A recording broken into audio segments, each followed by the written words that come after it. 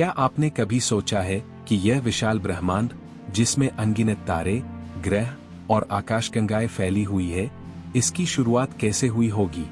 क्या यह हमेशा से था या इसकी कोई शुरुआत भी थी? आइए, आज के इस वीडियो में हम इस महान और अद्भुत प्रश्न का जवाब ढूंढते हैं। हम आपको लेकर चलेंगे एक वैज्ञानिक सफर पर, जहां से ब्रह्मांड की कहानी शुरू होती है, द बिग बैंग के माध्यम से। द बिग बैंग थ्योरी विज्ञान की सबसे क्रांतिकारी और जानी-मानी अवधारणाओं में से एक है। यह थ्योरी बताती है कि हमारा ब्रह्मांड लगभग 13.8 अरब साल पहले एक अत्यधिक गर्म और घनी अवस्था से पैदा हुआ था। उस समय पूरा ब्रह्मांड एक छोटे से बिंदु में सिमटा हुआ था, एक सिंगुलैरिटी। इस बिंदु से अचानक एक विस्फोट हुआ, जिसे हम बिग बैंग कहते हैं, और यही से समय, स्थान और पदार्थ की उत्पत्ति हुई। अब सवाल उठता है, बिग बैंग आखिर है क्या? साधारण शब्दों में, यह एक घटना थी जिसने ब्रह्मांड को उसकी वर्तमान स्थिति में विस्तार करने की शुरुआत की। इसे एक धमाके की तरह न समझे, बल्कि यह एक तेज और विशाल विस्तार था। इस घटना से पहले समय और स्थान का कोई अस्तित्व नहीं था।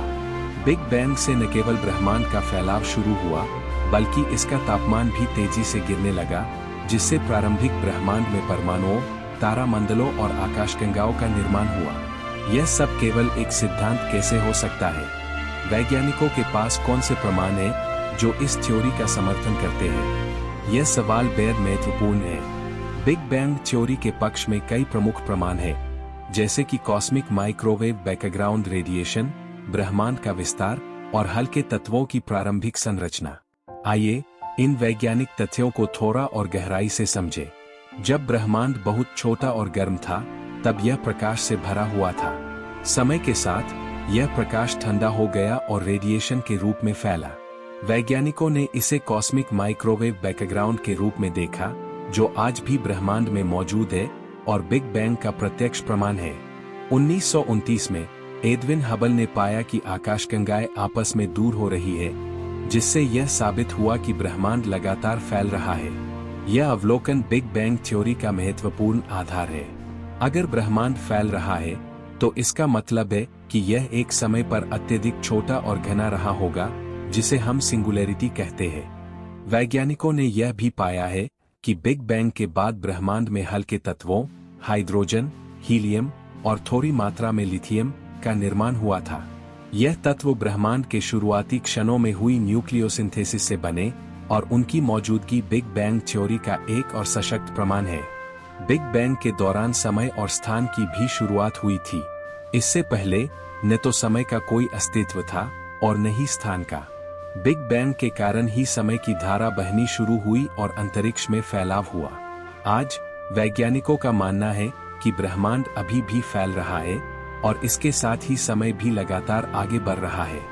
बिग बैंग को लेकर कई गलतफहमियां भी है। एक आम गलतफहमी यह है कि बिग बैंग एक धमाका था। यह वास्तव में एक विशाल विस्फोट नहीं था, बल्कि अंतरिक्ष और समय का अचानक और तेज विस्तार था। एक और गलत धारणा यह है कि हम बिग बैंग से पहले क्या था, इसके बारे में सोच सकते हैं। मगर बिग बैंग से पहले समय ही नहीं था, इसलिए पहले का सवाल ही नहीं उठता। बिग बैंग थ्योरी ने न केवल ब्रह्मांड की उत्पत्ति को समझने में मदद की है, बल्कि यह भी बताया है कि आगे चलकर ब्रह्मांड का भविष्य क्या हो सकता है।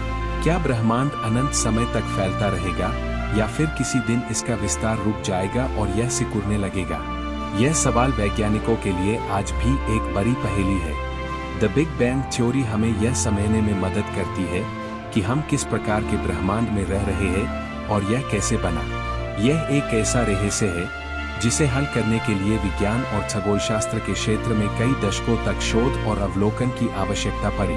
ब्रह्मांड की शुरुआत को समझने की यह यात्रा हमें यह भी सिखाती है कि हम अपने अस्तित्व को किस प्रकार देख सकते हैं। तो दोस्तों, आज हमने बिग बैंग थ्योरी के बारे में जाना, जिसने विज्ञान की दुनिया को पूरी तरह से बदल दिया। अगर आपको यह वीडियो पसंद आया हो, तो इसे लाइक करें, शेयर करें और चैनल को सब्सक्राइब करना न भूलें। इस तरह के और भी रोचक वीडियो के लिए जुड़े रहें।